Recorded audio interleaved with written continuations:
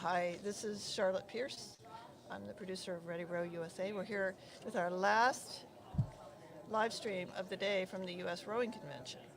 And what a day it's been. Yeah. I'm here with Kyle Williams and Kamal Carter of A Long Talk. And they'll explain it to you. I probably would do a bad job of it if I tried to encapsulate it here. But I heard them at a US Rowing Convention webinar, maybe last year or the year before. Yeah, sometime. And it was one of the more moving, powerful, and motivating sessions that I've seen from US Rowing. It just blew me away. And I think they're doing the same here at the Rowing Convention. So without further ado, I will sort of go back. But how are you guys doing? We're feeling great. Yeah? It's been a great day. Got a chance to meet some great people. Just finished a session with about 50 people, I guess, that were in there with us. Yeah, 50. Yeah, but had a great lunch too. You guys have the best lunch out of all the conventions we've been to. That's right off the top. The food was incredible. Wasn't that good? Yeah. It was really good. So we were surprised a little bit because we've been to a few of these conventions. Yeah. Healthy, tasty. It was really good. Yeah. Let me just put here up a little bit. Yeah, so you're Kyle Williams and Kamal Carter. And tell me, like what's your goal and mission this year? Yeah. You want, I was just gonna, I mean, I think overall, we're an anti-racism activation experience. We want people to get off the sidelines and learn how to get engaged and have this conversation. And our goal is just to put an anti-racist at every dinner table in America. We just believe that if, the people, it just takes one person in the space to change that space. And so that's our goal. And by talking to folks like you and having these conversations at conventions like this, it helps to spread the message that we're doing. Yeah. I will say this too. It's important to know that one of the things that we have a 15-year mission. Okay. Which I saw you nudged yours.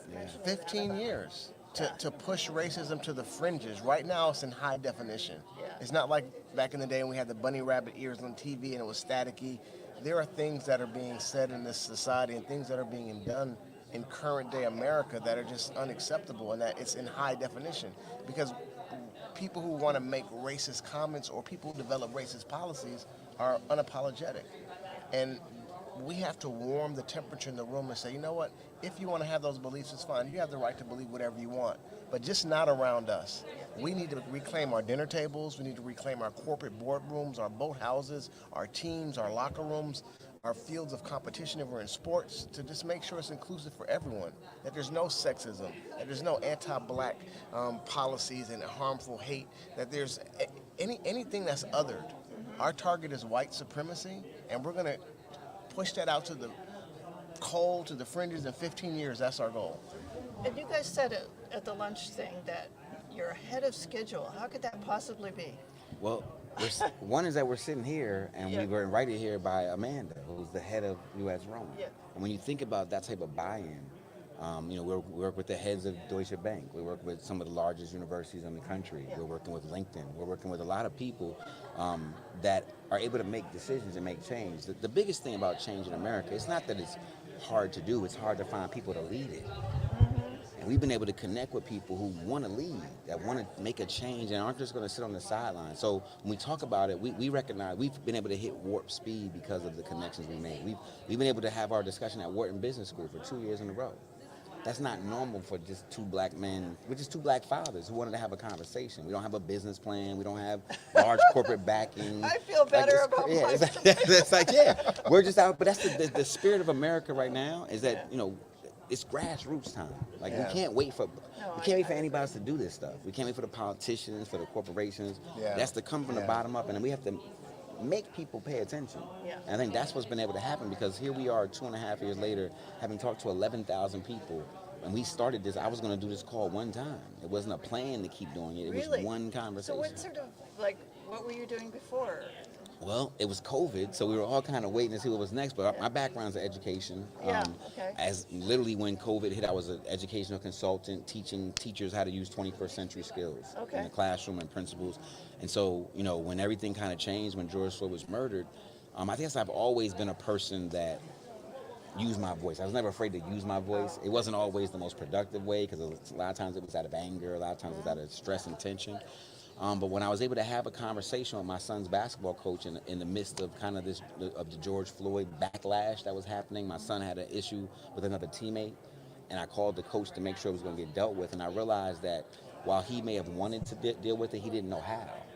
He didn't understand the history behind it. He didn't understand really the level of anger that this comment raised to.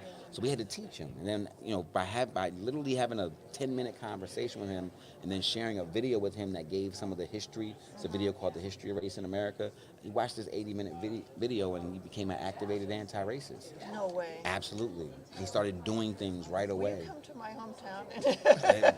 The beautiful thing is that we want to be in every hometown. Like we aside from working with organizations and conventions, we have a community conversation on our website that anyone can join our conversation. It doesn't matter where you are at work. You type in questions, Yep. yeah. You go. It says take a seat at the table. You register We'll put for our that monthly event. in the show notes. Absolutely. Yeah, Absolutely. 'cause And I so think, we have 100 people register for our upcoming one in February. It starts on the 6th. Yeah. From all over the country, right? And so we do it every single month, and it gives an opportunity that if you're not part of U.S. Rowing, you still can become a part of this conversation. Yeah. So,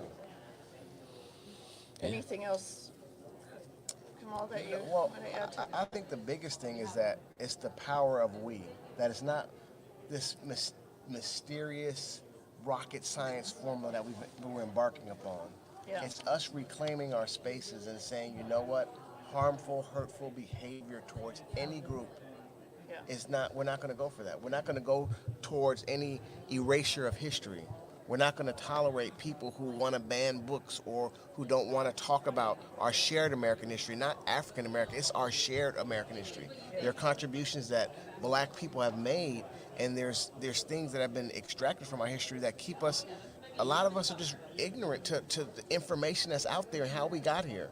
And how are we going to absolutely solve a problem? It's like trying to solve a math equation and not having any numbers or plus signs or addition signs or subtraction signs. Yeah. And this is why we have this loop for 400 years of just running a cycle over and over again. But now, we the people are saying, hey, let's connect all the great people in America who want this country to have equity for all, freedom and justice for all. And let's work towards it. So you keep focusing on that. I mean, what boggles my mind is how Black people in particular avoid or like the anger, frustration, trauma, and like I know you've channeled it into this work, or it's motivated you.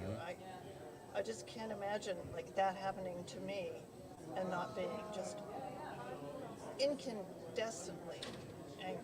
Yeah. James Baldwin has a quote. I can't have it exactly, but he says, "To be a conscious Black man in America, to be a conscious Black person in America, is to live in a constant state of rage." Yeah. Like if you understand the history, and that's why people avoid it. That's why people don't want it to be taught. It's too Because, painful to- but here's the thing. This is where it becomes less painful. When I don't have to care about myself, when you know the history too, and you're just as angry about it as me, then we can go change it. Right. But in a society where white people are allowed to not even learn this, or don't feel like they need to learn any of our history because it's doesn't apply to them, or when that society, you talk about divisiveness. When I learned at 12 years old about some of these stories and some of this history, and I have to go to a class and be taught by a woman that doesn't know this stuff. But then I'm the troublemaker in the back of the class because I correct her and be like, that's not actually what happened. Yeah. Then I'm the divisive one, right? But the divisive one was the ignorance that we had to suffer from. See, ignorance divides us all because those people that want to push and find more information, you separate from the ignorant. And we've all been kind of set up to not know about this, to not care about this, to not talk about it. And that's why people can even feel like, I would love to see it go away, but I just have no idea. We just have to live with it. We don't have to live with this. No. We don't. No. So. Because it's more rewarding when you start working to change. Absolutely. And you get that sort of endorphin back. Yeah. You're making a difference. You're connecting with people who are different than Absolutely, absolutely. Our goal, a lot of people think that you end racism by focusing on the racist people. Yeah. The way we end racism is to focus on the non-racists, the people who are just out of the game, don't even know it's something that they can do. It's really a war on ignorance that we're leading. It's not even about people. Right. Like our educational system, our media, there have been narratives that have been pushed around this country that are really false narratives around how we got here. And so when people buy into the false narrative, even if you're a good person, if you just believe something that's not true, it hides the truth from you. You can't fix the problem. You can't, like Kamal said, imagine trying to put something together from IKEA without the directions. If you don't have the information, you really can't make a difference and make something work. So that's the space that we've all been kind of intentionally put in because our school system won't teach this. The media shows a certain perspective. And because of that, then everybody's just full of either confusion or anger. Yeah. And you end up that way. And I think of my elementary school years in the 60s. Just the total Eastern Washington State, total lack of information. Yeah. Yeah. I mean, there was this was the 60s, so there was some kind of Yeah. civil rights talk and stuff, but not particularly in Eastern Washington. Yeah. I mean, I hate to generalize, but so I know you gotta, get going to your all good, train yeah. and stuff, but we'll continue this conversation. Yes. For sure. Yeah, Love well, to. and I just wondered, what's the most challenging thing, and what's the most rewarding thing about what you've done? That's a great question. You got I think the most challenging thing, honestly, is just being able to support the growth that we're having. I think there are people who block, who don't want to have these conversations. Some so-called gatekeepers in different corporations, different schools, different entities. So you could say that's a challenge. But Kyle helped us navigate, and we're like water. Yeah. Because we just go around that. We don't. Water is one of the most powerful Absolutely. things there is. It doesn't wears stop. it down. It won't stop. Absolutely. Yeah. So we That's a adopted great that philosophy. analogy. Bruce Lee Yeah. kind of helped us with that, and we take that. We're like water, and We're we like just water, go, yeah. and we find the people who want to be activated. Yeah. Yeah. And the most rewarding thing is those people keep showing up. Yeah. Yes. So you got to understand, when this whole thing started, I had one conversation with one white man. Yeah. If he was the block right there, we wouldn't be doing anything. Like nothing. I wasn't planning to do this. But because I had a conversation with my son's basketball coach, Yeah. and it changed him, and I was able to give him information and it activated him. See, our formula is real simple. It's information plus empathy equals action. When you know about something, you can care about something. And when you care about something, you'll do something about it. Yeah. So a lot of what's happened across people in America, white and black, is that they've been robbed of the information, which then robs them of their empathy. Even if I think I know what's going on, but I don't really know, so I can't really worry about it. But then when you get that information and you get that empathy together, people say, I can do something. Yeah. And that's what we've been doing. So the most rewarding thing is that we've had 11,000 people, predominantly white. 98% of our population is white, who learned something, felt something, and they're doing something. We don't advertise. We have no marketing behind us. Like as Kamal said, we work. I love this about it's just you. all It's grassroots. I can't believe I happened into that webinar, and then you're here, Yeah. and it's just like, wow. That's how it goes. Yeah. So I will be one of your, You have been. evangelists. Yeah, you're using. But this is what it's about. Like literally, you're using your platform Yeah, to bring a that's- conversation. That's all. Because when people know better, they do better. Yes. The people Americans aren't bad people. Yeah. We've just all been hit with this curse of ignorance, and then when that ignorance gets reinforced, and then you add some of the other stuff, and it becomes hateful or becomes just. That's where we end up getting in trouble because people are like, I don't even want to deal with that stuff, right? And so that's been for me the most rewarding thing is that I say all the time I'm from Plainfield, New Jersey. Like not too far from up here, but that's I'm from Plainfield, New Jersey. So I did not grow up around a lot of white people that were looking to make a change in this. Yeah. So for me, I say all the time is that when I graduated from Plainfield High School, it did not say under my bio most likely to solve societal problems of white people. It wasn't part of it. But then I met people like you, and then I met people like these. Like honestly, that's what it was. And so for me, the reward is that I hoped that you cared one day, and now that I'm getting to meet people that care, and now we got stuff that we're doing together. So that's the most rewarding part for me. It gives me a lot of sense of hope. Well, Good. Yeah. Well, you guys are the best. It's so important that we were to be appreciate able that, to talk. And we'll continue the discussion. Yeah, Yes. absolutely. And Anytime. someday I'll tell you my whole story. We'd love to hear Love it. to hear Love to hear it. Thank you so much, Charlotte. Keep Thank doing what you're you. doing. You guys take All right, care. appreciate you. Bye-bye. Yeah.